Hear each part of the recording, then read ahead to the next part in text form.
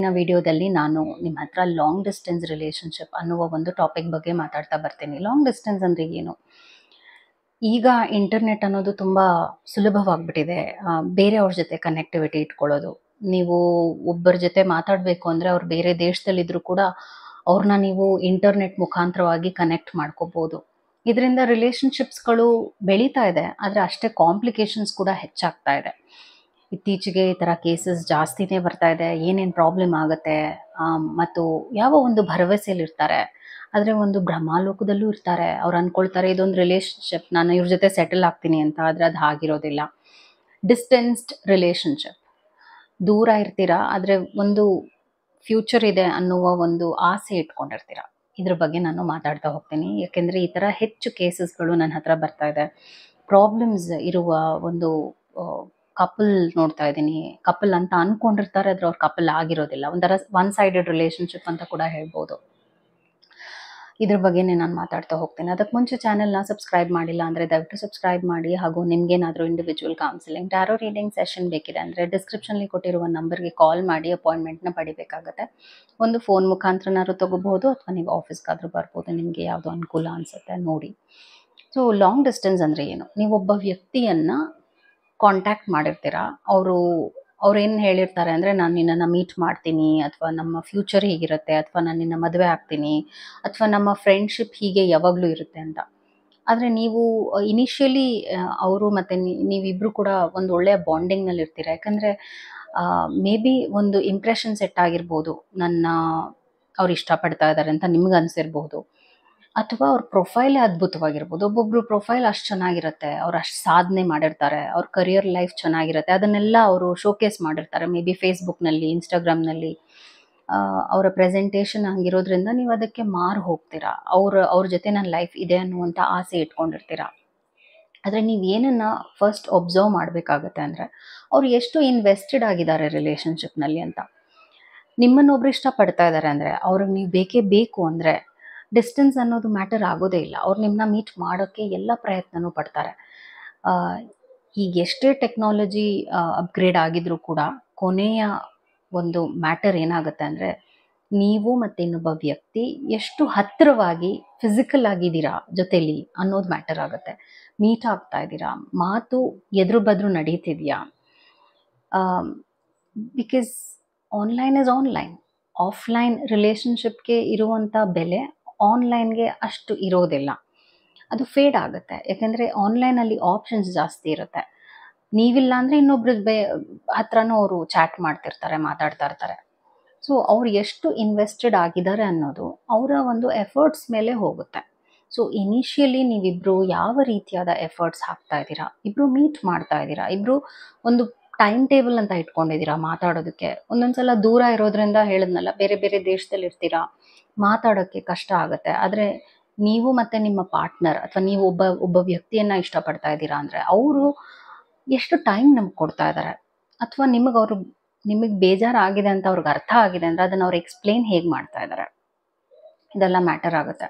ಯಾಕಂದರೆ ನನ್ನ ಹತ್ರ ಮೊನ್ನೆ ಒಬ್ಬರು ಕ್ಲೈಂಟ್ ಬಂದು ಹೇಳ್ತಾ ಇದ್ರು, ಈಗ ನಾನು ಒಬ್ಬರನ್ನ ಇಷ್ಟಪಡ್ತಾ ಇದ್ದೀನಿ, ಆದರೆ ಅವ್ರು ನನ್ನ ಜೊತೆ ಇಲ್ಲ, ಇಬ್ಬರು ಆನ್ಲೈನಲ್ಲಿ ಕನೆಕ್ಟ್ ಆಗಿದ್ದೀವಿ, ಮದುವೆ ಆಗಬೇಕು ಅನ್ನೋ ಆಸೆ ಇದೆ, ಒಂದು ಸಲ ಮೀಟ್ ಮಾಡಿದ್ದೀವಿ, ಮೀಟ್ ಮಾಡಬೇಕು ಅನ್ನೋ ಆಸೆ ಇದೆ, ಆದರೆ ಆಗೋದೇ ಇಲ್ಲ, ಏನು ಮಾಡಿದ್ರು ಕಷ್ಟ ಆಗುತ್ತೆ, ಆದರೆ ನನಗೆ ಭರವಸೆ ಇದೆ, ನಾನು ಒಂದಿನ ಅವ್ರನ್ನ ಮದುವೆ ಆಗ್ತೀನಿ ಅಂತ ಆಕೆ ಹೇಳ್ತಾ ಇದ್ರು.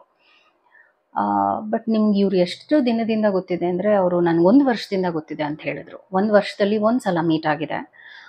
ಹಾಗೂ ಅದು ಬಿಟ್ಟು ನೀವಿಬ್ಬರು ಎಷ್ಟು ಕನೆಕ್ಟೆಡ್ ಆಗಿ ಆನ್ಲೈನ್ ಇದ್ದೀರಾ ಅಂದರೂ ಕೂಡ ಆಗ ಕನೆಕ್ಟ್ ಆಗ್ತೀವಿ, ಇತ್ತೀಚೆಗೆ ಅದು ಕಮ್ಮಿ ಆಗ್ತಾ ಇದೆ ಅಂತ ಹೇಳಿದ್ರು. ಆಫ್ಕೋರ್ಸ್ ಕಮ್ಮಿ ಆಗುತ್ತೆ.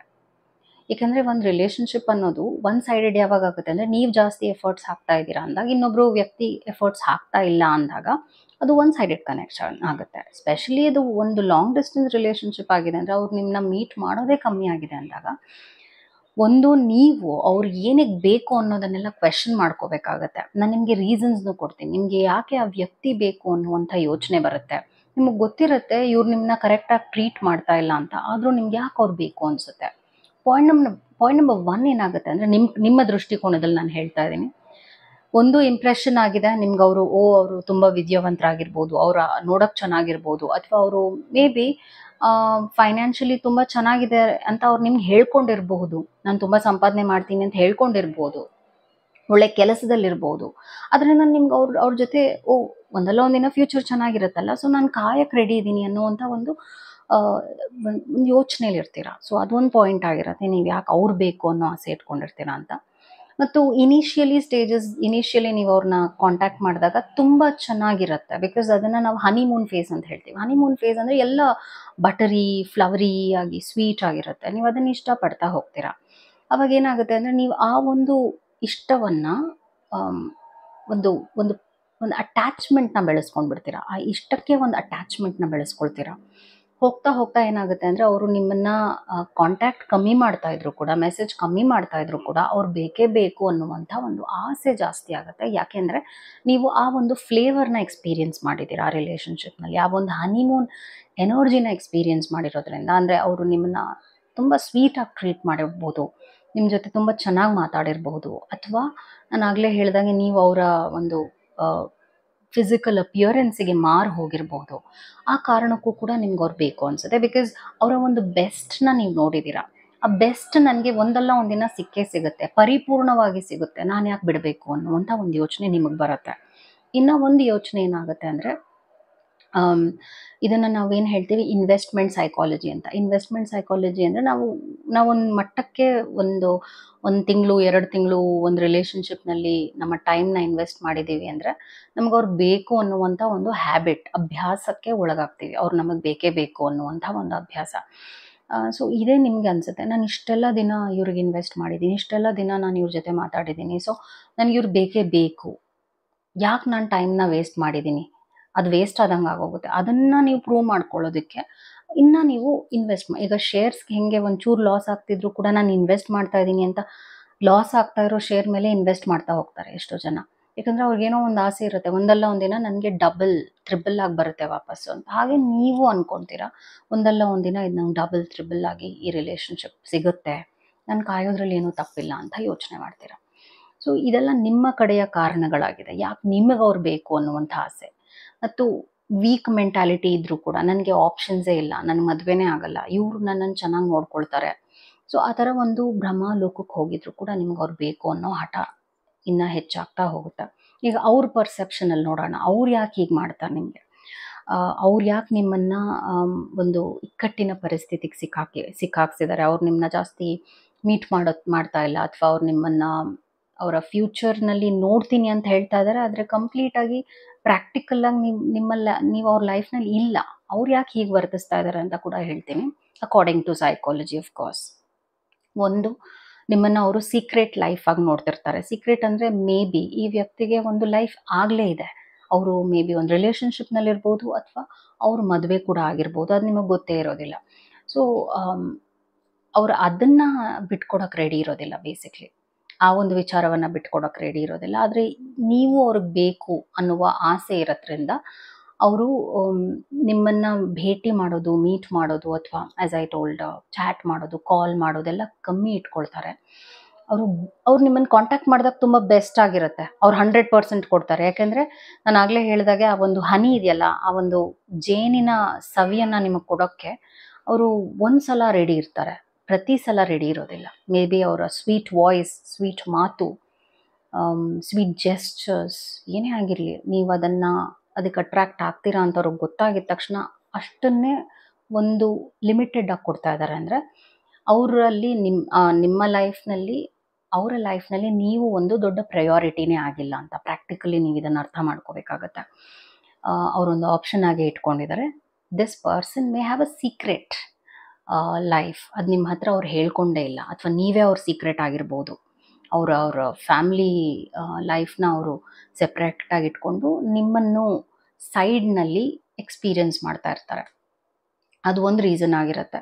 ಇನ್ನೊಂದು ರೀಸನ್ ಏನಾಗಿರ್ಬೋದು, ಅವ್ರು ಯಾಕೆ ಹೀಗೆ ವರ್ತಿಸ್ತಾ ಇದ್ದಾರೆ ಅಂದರೆ, ಮೇ ಬಿ ಅವ್ರು ಏನೇನು ನಿಮಗೆ ತೋರಿಸ್ತಾ ಇದ್ದಾರೆ, ಅವ್ರು ಏನೇನು ಹೇಳ್ತಾ ಇದ್ದಾರೆ ಅದು ನಿಜ ಆಗದೆ ಇರ್ಬೋದು. ಆ್ಯಸ್ ಅ ಪರ್ಸನ್ ಅವ್ರು ಹಾಗಿಲ್ಲದೆ ಇರ್ಬೋದು. ಎಕ್ಸಾಂಪಲ್ ಕೊಡ್ತೀನಿ, ಅವ್ರು ಹೇಳ್ಬೋದು, ನಾನು ತುಂಬ ವಿದ್ಯಾವಂತ, ನಾನು ತುಂಬಾ ದುಡಿತೀನಿ, ಅಥವಾ ನಾನು ಒಳ್ಳೆ ಕೆಲಸದಲ್ಲಿದ್ದೀನಿ. ಮೇ ಬಿ ಅವ್ರಿಗೆ ಕೆಲಸನೇ ಇಲ್ಲ ಅನಿಸುತ್ತೆ. ಮೇ ಬಿ ಅವ್ರು ನಿಮ್ಮ ಹತ್ರ ಅವ್ರು ಏನು ಆ ಒಂದು ಪರ್ಸ್ನಾಲಿಟಿನ ಶೋಕೇಸ್ ಮಾಡಿದ್ದಾರೆ, ಅವ್ರ ಹತ್ರ ಅದು ಇಲ್ಲವೇ ಇಲ್ಲ. ಅದರಿಂದ ಅವರು ನಿಮ್ಮನ್ನು ಮೀಟ್ ಮಾಡೋಕ್ಕೆ ರೆಡಿ ಇರೋದಿಲ್ಲ, ನಿಮ್ಮನ್ನು ಜಾಸ್ತಿ ಹಚ್ಕೊಳ್ಳೋಕೆ ರೆಡಿ ಇರೋದಿಲ್ಲ. ಯಾಕಂದರೆ ನೀವು ಹಚ್ಕೊಂಡಷ್ಟು ನೀವು ಪ್ರಶ್ನೆಗಳನ್ನ ಕೇಳ್ತೀರಾ. ನೀನು ಹೀಗೆ ಹೇಳಿದ್ದೆ ಅದಿಲ್ವಲ್ಲ, ನೀನು ಈ ಥರ ಮಾಡ್ತಾ ಇದ್ದೆ ಅದು ಆಗಿಲ್ವಲ್ಲ ಅಂತ ನೀವು ಪ್ರಶ್ನೆಗಳನ್ನ ಲಾಜಿಕಲ್ ಆಗಿ ಅವ್ರ ಹತ್ರ ಇಡ್ತಾ ಹೋಗ್ತೀರಾ. ಅವ್ರಿಗೆ ಆ ಭಯದಿಂದ ಕೂಡ ಆ ಒಂದು ಕಂಪ್ಲೀಟ್ ಪರ್ಸ್ನಾಲಿಟಿ ನಿಮ್ಮ ಹತ್ರ ಅವ್ರು ಏನು ತೋರಿಸಿರ್ತಾರೆ ಅದನ್ನು ಪ್ರಾಕ್ಟಿಕಲ್ ಆಗು ತೋರ್ಸೋಕ್ಕಾಗಲ್ಲ ಅನ್ನುವಂಥ ಒಂದು ಮ್ಯಾಟರಿಂದ ಅವರು ನಿಮ್ಮಿಂದ ದೂರನೇ ಉಳ್ಕೊಳ್ಳೋಕೆ ಇಷ್ಟಪಡ್ತಾರೆ. ಆದರೆ ನಿಮ್ಮನ್ನು ಬಿಟ್ಕೊಡೋಕ್ಕೂ ರೆಡಿ ಇರಲ್ಲ. ಆ್ಯಸ್ ಐ ಟೋಲ್ಡ್, ಅವ್ರಿಗೆ ನೀವು ಬೇಕಿರುತ್ತೆ, ಆದರೆ ಕಂಪ್ಲೀಟಾಗಿ ಅವ್ರಿಗೂ ನೀವು ಬೇಕಿರಲ್ಲ, ಇತಿಮಿತಿಯಾಗಿ ಬೇಕಿರುತ್ತೆ. So this is like an online ಸಿಚುವೇಶನ್ಶಿಪ್ನಲ್ಲಿ ನೀವು ಇರ್ತೀರಾ ಅಂತ ಅರ್ಥ. ಇನ್ನೂ ಒಂದು ರೀಸನ್ ಏನಾಗಿರ್ಬೋದು ಅಂದರೆ, ಈ ವ್ಯಕ್ತಿಗೆ ರಿಲೇಷನ್ಶಿಪ್ ಅಂದರೆ ಭಯ ಇರ್ಬೋದು. ಅಟ್ಯಾಚ್ಮೆಂಟ್ ಪ್ರಾಬ್ಲಮ್ಸ್ ಅಂತ ಹೇಳ್ತೀವಿ. ಅಟ್ಯಾಚ್ಮೆಂಟ್ ಪ್ರಾಬ್ಲಮ್ಸ್ ಬಂದಾಗ ಅವ್ರಿಗೆ ಒಂದು ಎಷ್ಟೋ ಕಾರಣಗಳಿಂದ ಒಂದು ಭಯ ಇರುತ್ತೆ. ನಾನು ಹಚ್ಕೊಂಡ್ರೆ ನನ್ನನ್ನು ಬಿಟ್ಟು ಹೋಗ್ಬಿಡ್ಬೋದು, ಅಥವಾ ನಂಗೆ ನಿಭಾಯಿಸೋಕ್ಕಾಗದೇ ಇರ್ಬೋದು ಈ ರಿಲೇಷನ್ಶಿಪ್ನ. ಅವ್ರಿಗೆ ಅವ್ರ ಬಗ್ಗೆ ಕಾನ್ಫಿಡೆನ್ಸ್ ಇರಲ್ಲ. ರಿಲೇಷನ್ಶಿಪ್ನ ನಾನು ಮಾಡ್ಕೋಬೋದು, ಸರಿ ಮಾಡ್ಕೋಬಹುದು, ನಾನು ನಿಭಾಯಿಸ್ಕೊಂಡು ರೆಸ್ಪಾನ್ಸಿಬಿಲಿಟೀಸ್ನ ತೊಗೊಳ್ಬೋದು. ಈ ಥರ ಅವ್ರಿಗೆ ಇಲ್ದಾಗೂ ಕೂಡ ಹೀಗೆಲ್ಲ ವರ್ತಿಸ್ತಾ ಹೋಗ್ತಾರೆ. ಆನ್ ದ ಹೋಲ್ ನಾನು ಎಲ್ಲ ರೀತಿಯಾಗೂ ನಿಮಗೆ ರೀಸನ್ಸ್ನ ಕೊಟ್ಟಿದ್ದೀನಿ. ಆದರೆ ಲಾಸ್ ಯಾರಿಗಾಗ್ತಾ ಇರುತ್ತೆ ಮೇಜರ್ ಆಗಿ ಅಂದರೆ ನಿಮಗೆ ಲಾಸ್ ಆಗ್ತಾ ಇರುತ್ತೆ. ಏಕೆಂದರೆ ನಿಮ್ಮ ಟೈಮ್ ಮತ್ತು ಎಷ್ಟೋ ಒಳ್ಳೊಳ್ಳೆ ಪರ್ಸನ್ನ ನೀವು ಮೀಟ್ ಮಾಡೋದನ್ನ ಕಂಪ್ಲೀಟಾಗಿ ಬಿಟ್ಬಿಟ್ಟಿರ್ತೀರ. ಯಾಕಂದರೆ ಇವ್ರ ಲೈಫ್ನಲ್ಲಿ ನನ್ನ ಭಾಗ ಇದೆ, ಅವರ ಲೈಫ್ನಲ್ಲಿ ನನ್ನ ಭಾಗ ಇದೆ, ಆ ಥರ ಒಂದು ಯೋಚನೆಯಲ್ಲಿ ಮುಳುಗಿರ್ತೀರ ನೀವು. ಆವಾಗ ನಿಮ್ಗೆ ಒಳ್ಳೆ ಪ್ರೊಫೈಲ್ಸ್ ನಿಮ್ಮ ಲೈಫಲ್ಲಿ ಬಂದರು, ಒಳ್ಳೆ ವ್ಯಕ್ತಿ ನಿಮ್ಮ ಲೈಫಲ್ಲಿ ಬಂದರು, ಅವ್ರು ನಿಮಗೆ ಬೇಡ ಅನಿಸ್ಬಿಡತ್ತೆ. ಯಾಕಂದರೆ ಆಗಲೇ ಹೇಳಿದಾಗೆ ಈ ವ್ಯಕ್ತಿಗೆ ನೀವು ಮಾರು ಹೋಗ್ಬಿಟ್ಟಿದ್ದೀರಾ. ಸೊ ಲಾಸ್ ಆಗ್ತಾ ಇರೋದು ನಿಮಗೆ. ನಾನೇನು ಹೇಳ್ತೀನಿ ಅಂದರೆ, ನೀವು ಒಬ್ಬರನ್ನ ಇಷ್ಟಪಡ್ತಾ ಇದ್ದೀರಾ ಅಂದರೆ ಅವರು ಅಷ್ಟೇ ಎಫರ್ಟ್ಸ್ ಹಾಕಬೇಕು. ಹಾಕ್ತಾ ಇಲ್ಲ ಅಂದರೆ you have to distance yourself. ಇಲ್ಲಾಂದರೆ ನೀವು ತುಂಬ ಪೇನ್ನ ಎಕ್ಸ್ಪೀರಿಯನ್ಸ್ ಮಾಡ್ತೀರಾ, ಹಾಗೂ ಒಂದು ಕೆಟ್ಟ ಅಟ್ಯಾಚ್ಮೆಂಟ್ನ ಬೆಳೆಸ್ಕೊಂಡ್ಬಿಡ್ತೀರಾ ಅವ್ರು ಬೇಕೇ ಬೇಕು ಅನ್ನುವಂಥ ಒಂದು ವಿಚಾರವಾಗಿ. ಸೊ ಏನೇ ಆಗಿರಲಿ, ನಾನು ಆಗಲೇ ಹೇಳಿದಾಗೆ ಮೀಟಿಂಗ್ ಈಸ್ ವೆರಿ ಇಂಪಾರ್ಟೆಂಟ್. ಹಾಗೂ ನಿಮ್ಮ ಜೊತೆ ಮಾತುಕತೆ ಎಷ್ಟು ಕನ್ಸಿಸ್ಟೆಂಟ್ ಆಗಿದೆ ಅದು ಮ್ಯಾಟರ್ ಆಗುತ್ತೆ. ಹಾಗೂ ಅವರು ಇದನ್ನು ಮುಂದೆ ಹೇಗೆ ತೊಗೊಂಡು ಹೋಗ್ತಾ ಇದ್ದಾರೆ, ಅವರು ಯಾವ ಒಂದು ಡೈರೆಕ್ಷನ್ ಕಡೆಗೆ ತೊಗೊಂಡು ಹೋಗ್ತಾ ಇದ್ದಾರೆ, ಇದೆಲ್ಲ ಮುಖ್ಯವಾಗತ್ತೆ. ಇದೆಲ್ಲ ಇಲ್ಲ ಅಂದಾಗ ನೀವು ಒಂದು ಝೀರೋ ಲೆವೆಲ್ ರಿಲೇಷನ್ಶಿಪ್ನಲ್ಲಿದ್ದೀರಾ, ಏನೂ ಇಲ್ಲವೇ ಇಲ್ಲ ಅಲ್ಲಿ.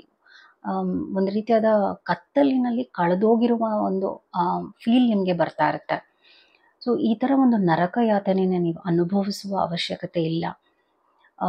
ಬಿಕಾಸ್ ಎಷ್ಟೇ ದೂರ ಇದ್ದರೂ ಕೂಡ ಆ ವ್ಯಕ್ತಿಗೆ ನೀವು ಬೇಕೇ ಬೇಕು ಅಂದರೆ, ಅವ್ರಿಗೂ ನಿಮ್ಮದೇ ರೀತಿಯಾದ ಒಂದು ಮೆಂಟ್ಯಾಲಿಟಿ ಇದೆ ಅಂದರೆ ಅವ್ರು ನಿಮ್ಮನ್ನು ನೋಡೋಕ್ಕೆ ಬಂದೇ ಬರ್ತಾರೆ. ಅವ್ರ ಪ್ಲ್ಯಾನ್ಸ್ನ ಮಾಡ್ತಾರೆ, ಮುಂದೆ ಏನು ಅನ್ನುವಂಥ ಕ್ಲಾರಿಟಿ ನಿಮಗೆ ಕೊಡ್ತಾರೆ. ಇಲ್ಲಾಂದರೆ you are just wasting your time. So ನಿಮ್ಮ ಟೈಮ್ ನಿಮ್ಮ ಕೈನಲ್ಲಿದೆ. ಯಾರಿಗೂ ಈ ಥರ ವ್ಯಕ್ತಿಗಳಿಗೆ ನೀವು ಟೈಮ್ ವೇಸ್ಟ್ ಮಾಡೋದನ್ನ ದಯವಿಟ್ಟು ಬಿಟ್ಬಿಡಿ. ಏಕೆಂದರೆ ನಿಮ್ಮ ಕಾನ್ಫಿಡೆನ್ಸ್ ಕೂಡ ಕುಗ್ತಾ ಬರುತ್ತೆ. ಆಫ್ಟರ್ ಅ ಪಾಯಿಂಟ್ ರಿಜೆಕ್ಷನ್ನ ನೀವು ಆಕ್ಸೆಪ್ಟ್ ಮಾಡ್ಕೊಳ್ಳೋಕೆ ರೆಡಿ ಇರೋದಿಲ್ಲ. So that's how it was. Hope it helped. Take care. Namaskara. Thank you.